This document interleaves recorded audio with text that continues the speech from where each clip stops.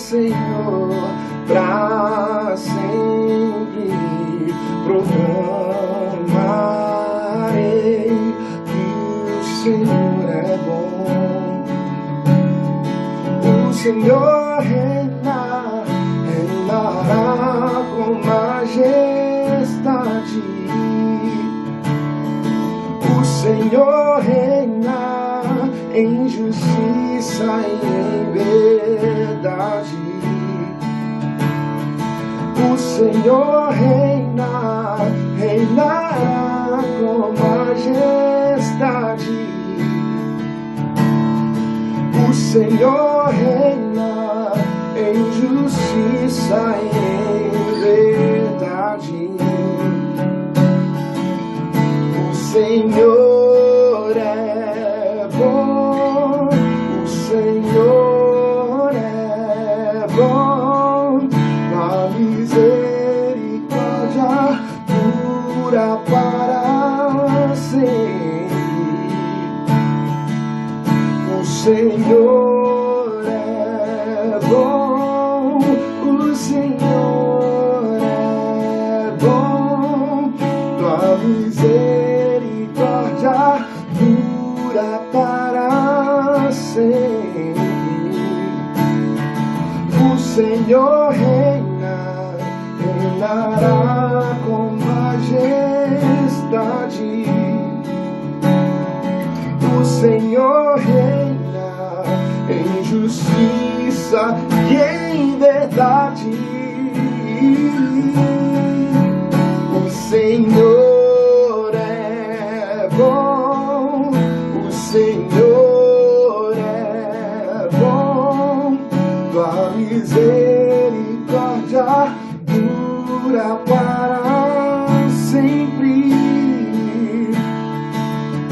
O Senhor é bom, o Senhor é bom, tua misericórdia dura para sempre.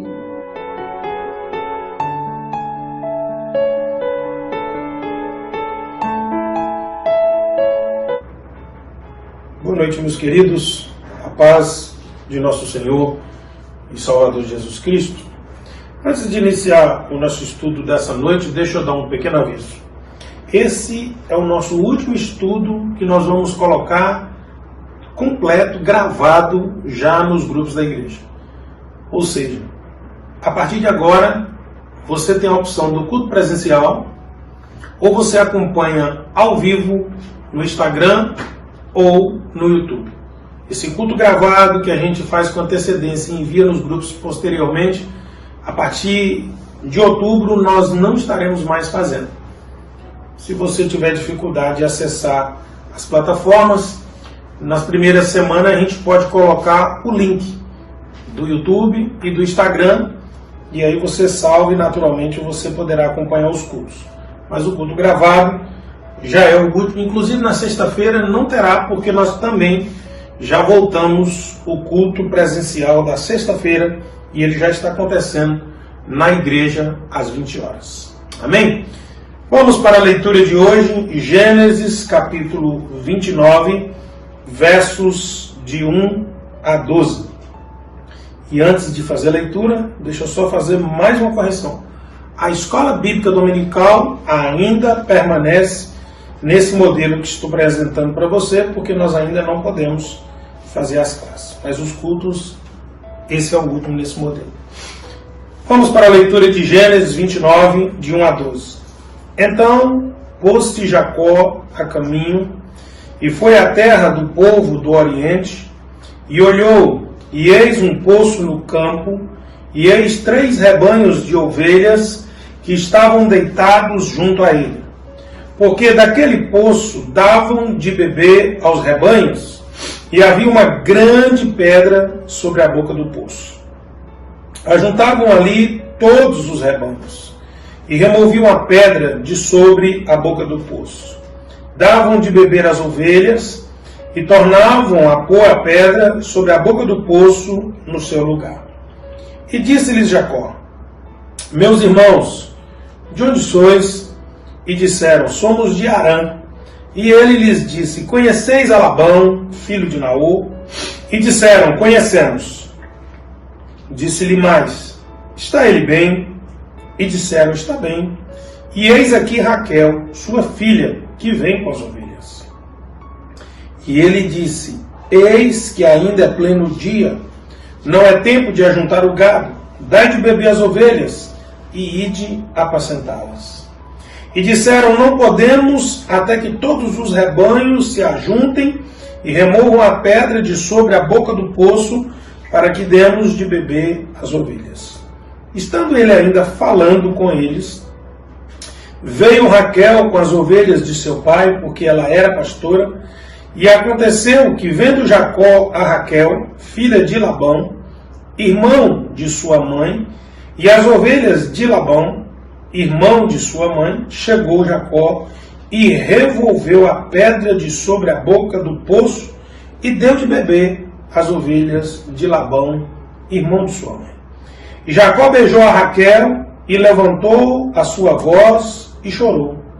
E Jacó anunciou a Raquel que era irmão de seu pai e que era filho de Rebeca, e então ela correu e o anunciou ao seu pai. Que Deus nos abençoe nessa noite pela sua palavra. Nós já vimos o capítulo 28 e nós podemos ir resumindo a teologia do capítulo 29 também em 4 pontos. O primeiro ponto vai do verso 1 ao verso 12, que é justamente esse encontro de Jacó com Raquel. Essa primeira parte da teologia que nós lemos, tudo parece que está tranquilo, tudo parece que está indo muito bem com Jacó. Até o nome de Rebeca nos sugere isso, porque o nome Rebeca no hebraico significa ovelha, mas não é simplesmente ovelha, é ovelha dócil, ovelha meiga. E ela era, então, a filha do irmão da mãe de Jacó, ou seja, sua prima. E aí nós chegamos agora, então, na segunda parte da divisão teológica do capítulo, que vai dos versos de 13 a 20, que é justamente Jacó na casa de Labão. E o verso 13 já nos chama a atenção, porque o texto nos diz assim: E aconteceu que, ouvindo Labão as novas de Jacó, filho de sua irmã, correram-lhe ao encontro, e abraçou, beijou e levou à sua casa. E ele contou a Labão todas estas coisas. Uma recepção tranquila, uma recepção boa do seu tio, tudo parece que vai muito bem nessa segunda parte da divisão teológica do capítulo. Mas os versos de 18 a 20 nos diz assim, de Gênesis 29. E Jacó amava a Raquel e disse: 7 anos te servirei, por Raquel, tua filha menor. Então disse Labão: melhor é que eu a dê a ti do que eu a dê a outro homem. Fica comigo. Assim serviu Jacó 7 anos por Raquel, e estes lhe pareceram como poucos dias, pelo muito que a amava. Jacó então faz um contrato de trabalho com seu tio. Ele quer remunerá-lo, mas ele quer pagar com o seu trabalho o dote da sua prima. Ele quer, em troca do seu trabalho de 7 anos, a liberação para se casar com Raquel, porque assim ele cumpriria toda a exigência, vamos assim dizer, para se casar com ela. Porém, o texto já nos dá uma informação interessante e importante. Na proposta que Jacó faz, o registro de Gênesis nos diz: 7 anos te servirei por Raquel, no verso 21, tua filha menor, ou seja, mais nova. E isso fará toda a diferença nesse acordo e nessa caminhada que Jacó está fazendo com o seu tio Labão. Assim nós chegamos na terceira parte da teologia do capítulo do livro. A primeira é o encontro de Jacó com Raquel. A segunda é o encontro de Jacó com seu tio Labão na sua casa e a sua proposta de trabalho em troca do dote do casamento com Raquel. E agora dos versos de 21 a 30, nós temos a terceira parte da divisão do capítulo. E que terceira parte é essa? Essa terceira parte, nós podemos dizer que é o ponto em que Jacó é enganado pelo seu tio Labão. Jacó vai experimentar um pouco do que ele fez com seu irmão. Só que vai ter algumas coisas que vão nos chamar a atenção e elas têm o propósito do autor colocá-las aqui no livro para que nós entendamos bem o paralelo que existe entre a situação de Jacó e a situação dele com seu tio Labão. Vamos para essa terceira parte, quando Jacó é enganado por Labão. Eu destaco os versos de 21 a 23, que diz assim: Então ele disse a Labão: Dê-me a minha mulher, pois já venceu o prazo para que eu me case com ela. Ele está falando de Raquel. Assim Labão reuniu todos os homens do lugar. Leia-se, testemunhas. Deu um banquete. A grande maioria aponta que Jacó se embriagou nesse banquete.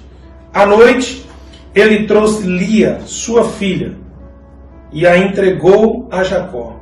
E eles tiveram relações, ou seja, eles consumaram o casamento. Alguns tentam criar uma coisa assim, sem muita comprovação. Não, a mulher já esperava embrulhada debaixo do lençol. Não podemos afirmar isso. É muito mais propício o fato de ser mencionado um banquete dessa dimensão, com tanta gente, que Jacó tenha ficado realmente alto. E claro, com muita astúcia, Leia foi preparada para ser colocada com Jacó. A palavra Leia, no hebraico, significa bezerra selvagem. Jacó queria a ovelha mansa. E Labão lhe engana e lhe dá a bezerra selvagem. Gênesis 29, 25. Ao amanhecer, Jacó viu que era Lia. Por isso disse a Labão: O que é isso que o Senhor fez comigo? Não é verdade que eu trabalhei por amor a Raquel? Por que então o Senhor me enganou?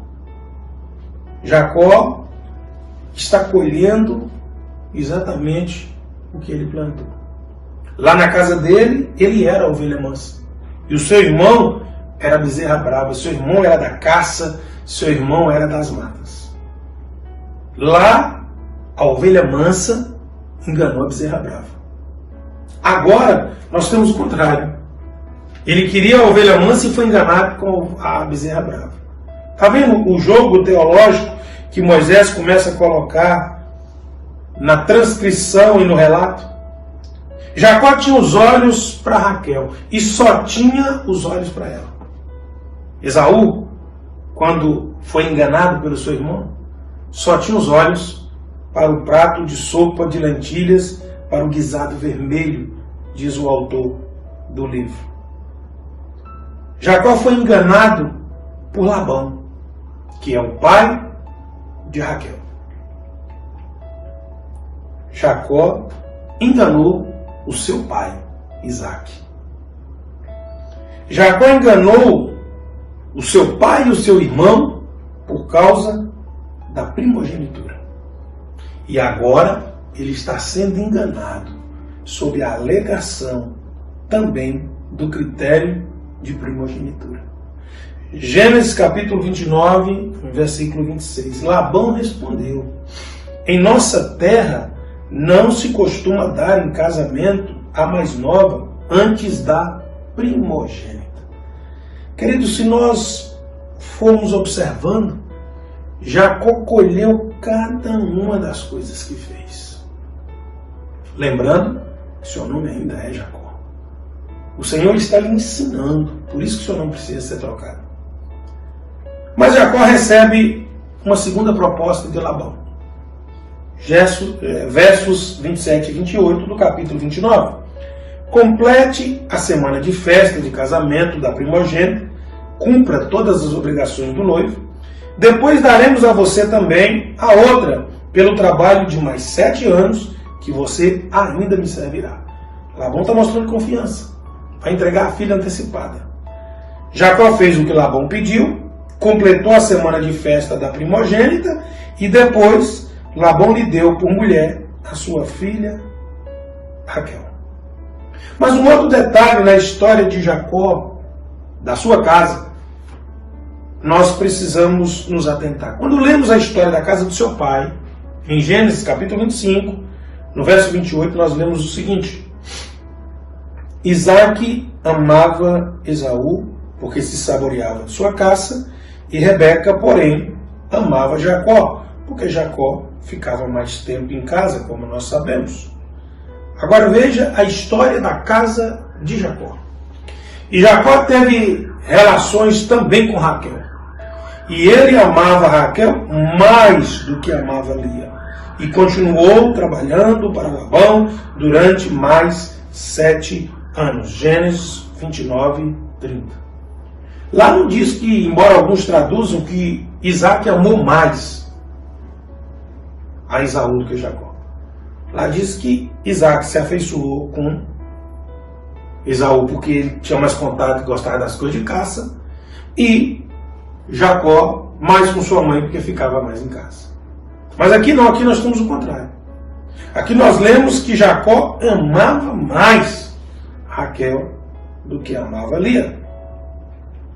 Agora, o que é importante para nós? Eles gerarão e estão na cadeia da linhagem do Messias, e que salvaria a todos, e que não faria predileção, humilhação ou acepção de pessoas. Mas o fato, pastor, de ter escolhido os judeus já não é uma acepção, não. É um privilégio.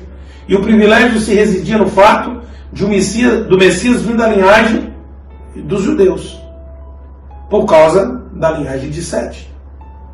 Mas Deus não está fazendo acepção de pessoas. Deus não está escolhendo preferências. Então isso é muito sério. Muito bem, nós chegamos no quarto ponto e na quarta divisão do capítulo, que são os primeiros filhos de Jacó. Isso está nos versos de 31 a 35 do capítulo 29. E esse trecho começa nos trazendo a seguinte informação no verso 31. Vendo, pois, o Senhor que Lia era desprezada, abriu a sua madre, porém Raquel era estéril. Primeira coisa que nós precisamos desfazer é o mito de que Deus puniu Raquel, fazendo com que ela fosse estéril, e abençoou Lia porque ela era desprezada. Não, o texto nos diz que Lia era desprezada, mas também possivelmente era estéril, porque o Senhor lhe abriu a madre. E o texto diz que Raquel também era estéril, mas o Senhor não lhe abriu a madre. E não lhe abriu a madre por quê? Porque queria punir Raquel porque Jacó a amava? Não. Em função da tristeza, do desprezo que Lia sofria, o Senhor está trazendo uma recompensa sobre Lia. Isso é bem diferente de preferência e predileção. Lia queria o amor de Jacó, mas Jacó oferecia seu amor a Raquel. Raquel queria poder lhe oferecer filhos, mas quem lhe oferecia filhos era Lia. Lia não era amada, mas era fértil. Raquel, linda e amada, mas não era fértil, e por isso vivia uma vida de amargura. Agora veja a sequência dos filhos de Lia. Verso 32. Assim Lia ficou grávida e deu à luz um filho, a quem deu o nome de Rubem, pois disse: o Senhor viu minha aflição, por isso agora meu marido vai me amar. A palavra Rubem significa eis um filho. Ele é o primogênito da casa de Jacó. Nós veremos que na história de José, Rubem é o único que não participa da venda. Mas Rubem vai cometer um grave pecado mais adiante. Mas isso nós veremos mais adiante. Verso 33 do capítulo 29. Ela ficou grávida outra vez e deu à luz um filho e disse: o Senhor viu que eu era desprezada e me deu mais este filho, e deu-lhe o nome de Simeão. Simeão no hebraico significa ouvido, aquele que ouve. É o segundo filho, e lá está dizendo que Deus ouviu sua súplica por causa da sua tristeza, mediante o desprezo que sofria. Mas ainda temos o verso 34. Lia ficou grávida ainda outra vez e deu à luz a um filho e disse: agora desta vez o meu marido se unirá mais a mim, porque lhe dei à luz 3 filhos, e por isso lhe deu o nome de Levi. E Levi no hebraico significa unido a ou ligado a. Essa palavra vai originar toda a linhagem essa tribo, né, esse nome, e o nome também, a palavra vai originar toda a linhagem sacerdotal do tabernáculo, e o nome Levi vai passar a significar ligados a Deus. Verso 35, mais uma vez ela ficou grávida, e deu à luz a um filho, e então disse: desta vez louvarei o Senhor, e por isso lhe deu o nome de Judá, e depois disso não teve mais filhos. Judá, louvado no hebraico, que é o nome do seu 4º filho, vai ser a palavra mais usada na Bíblia para louvor, porque a raiz é Iadá, que é justamente Judá. Não temos J no hebraico, então Iadá é justamente a raiz. Agora, o que nós sabemos sobre isso? Essas tribos vão ser fundamentais para a vinda do Messias, e principalmente Judá, porque Judá é a linha do patriarca da tribo do qual viria a linhagem real davídica, que é a linhagem do Messias, conforme está em Mateus capítulo 1. Querido, o que nós começamos a ler nessa história? Deus tomou uma mulher que não era amada, como Lia. Em seu amor, ele fez da mãe desses filhos, da linhagem messiânica, a linhagem que traria o Supremo Pastor. Gênesis 29:9, veio Raquel com as ovelhas de seu pai porque ela era pastora. Deus não quis a linhagem dela. Deus vai tirar o pastor da linhagem de Lia, porque sabemos que Davi era pastor. Lia vai ter mais 3 filhos ainda. Lia vai ser mãe de Issacar, Zebulon e Diná, a única filha, por sinal, de Lia com Jacó. Mas o que nós aprendemos? Um sociólogo dizia no seu artigo na revista Ultimato, o Rodrigo, ele dizia assim: Sara, Rebeca e Raquel, mulheres lindíssimas. Mas ele diz: conquistá-las talvez representasse um verdadeiro troféu para qualquer homem. E ele dizia: há um perigo na nossa cultura. Nós vivemos essa cultura da ditadura da beleza. Um chamado exigente onde mulheres querem ser louvadas pelo que seus corpos convidam. Sua beleza impacta e não usar seus corpos e suas belezas para louvar ao Senhor, conforme Romanos capítulo 12. Não tem nenhum problema em alguém querer ser belo. Não tem nenhum problema em alguém cuidar do seu corpo. Mas vale a advertência de Salomão, Provérbios 11:22. Como joia de ouro no focinho de uma porca, assim é a mulher formosa que não tem descrição. Extravagante. Mas a Rebeca era extravagante, pastor? Não. Muito pelo contrário. A cultura de hoje exige extravagância das mulheres. Como dizia uma cantora popular brasileira, são as ratazanas da publicidade, as pérolas da vulgaridade. E a mulher não foi criada para isso. E a mulher não é isso. Provérbios 31:30 é o penúltimo versículo do livro de Provérbios. Olha o que Salomão diz: enganosa é a beleza e vã a formosura. A beleza engana. Mas a mulher que teme ao Senhor, essa sim será louvada. Nós encontramos uma mulher temente ao Senhor, que é Lia. Mas o que isso tem a ver com o texto pregado, pastor? Voltamos a Gênesis 29:20. Então Jacó trabalhou 7 anos por Raquel, mas lhe pareceram poucos pelo tanto que a amava. Jacó ficou apaixonado pela beleza de Rebeca. E aí, querido, há uma grande armadilha montada na nossa sociedade atual. Muitas pessoas têm feito suas escolhas erradas, por sinal, porque usam como elemento, como princípio, as aparências, o encanto provisório. 1 Samuel capítulo 16, nós encontramos Deus corrigindo o profeta no verso 7. Não considere a sua aparência, nem a sua altura, pois eu o rejeitei. O Senhor não vê como o homem vê a aparência, mas o Senhor vê o coração. Samuel rejeitou, olhou para Davi e falou, não, esse não pode ser o rei de Israel. E Deus falou, ele que é o rei. Samuel está olhando com os olhos de Jacó, não com os olhos que Deus quer que nós olhemos. Querido, Labão fez da beleza de Raquel um negócio cruel. E Satanás vem tentando fazer isso ao longo da história. Nós temos a história depois, lá na frente, de José do Egito. A mulher de Potifar tenta usar a beleza de José contra ele. Isso é muito sério. Mas para onde isso está apontando? O que isso quer nos mostrar? Isaías capítulo 53, versos de 2 a 5. Não tinha beleza e nem formosura. E olhando nós para ele, não havia boa aparência nele para que o desejássemos. Era desprezado e o mais rejeitado entre os homens, homem de dores, experimentado nos trabalhos, e como um de quem os homens escondiam o rosto, era desprezado, e não fizemos dele caso algum. Verdadeiramente ele tomou sobre si as nossas enfermidades e as nossas dores, levou sobre si as nossas dores levou sobre si, e nós o reputamos por aflito, ferido de Deus e oprimido. Mas ele foi ferido por causa das nossas transgressões. Desculpe. Moído por causa das nossas iniquidades.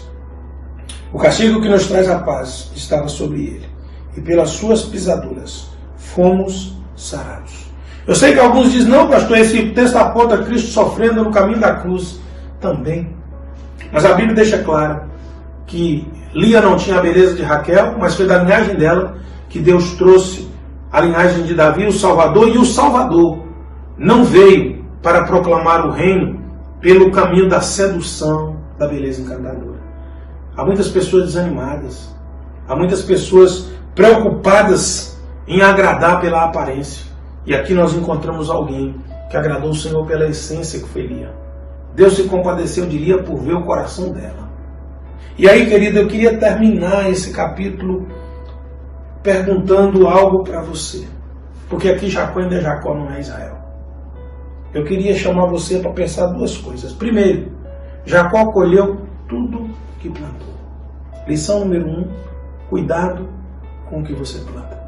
Gálatas, capítulo 6, versículo 7. De Deus ninguém zomba. Aquilo que o homem planta, isso também ceifará. Segunda coisa, cuidado como você faz suas escolhas. Muitas vezes estamos obstinados, encantados.